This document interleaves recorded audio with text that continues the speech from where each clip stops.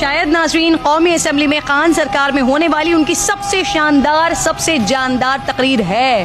खान साहब की आज की तकरीर सुनकर लगा वाकई कोई गैरतमंद रहनुमा, कोई जुर्रतमंद रहनुमा, कोई गैरतमंद कायदे आज़म का सिपाही, कोई गैरतमंद अल्लामा इकबाल का शाहीन बोल रहा है।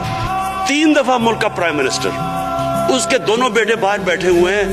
मैं लंदन को जानता हूं स्पीकर साहब, वो अरबों रुपए की प्रॉपर्टी है। वहां के बड़े बड़े रईस उन एरियाज में नहीं रह सकते जिधर इनके 2 बेटे रह रहे हैं। मुल्क से भाग गए जी। हम पाकिस्तानी शहरी नहीं है। क्यों पाकिस्तानी शहरी नहीं? क्योंकि हम बता ही नहीं सकते कि वो पैसा किधर से आया जो इन्होंने इतनी बड़ी प्रॉपर्टीज ली हुई है। और ये कुछ नहीं है जो इन्होंने बेनामी प्रॉपर्टीज ली हुई है। किसी को अंदाजा ही नहीं है इनका कितना पैसा बाहर पड़ा है। जरदारी के पास क्या था पहले, उसकी जो बाहर प्रॉपर्टीज है। तो क्या इन लोगों को नहीं पता कि इस मुल्क का पैसा चोरी करके ये बाहर लेके जा रहे हैं और ये फिर भी उनकी सपोर्ट कर रहे हैं?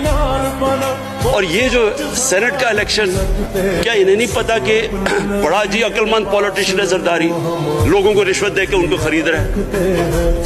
सारी कौम के सामने ये हो रहा है। मैं ये सिर्फ आखिर में ये कहना चाहता हूँ इस इशू को खत्म करते हुए, देखिए स्पीकर साहब, कोई मुल्क आगे नहीं बढ़ सकता ऐसे।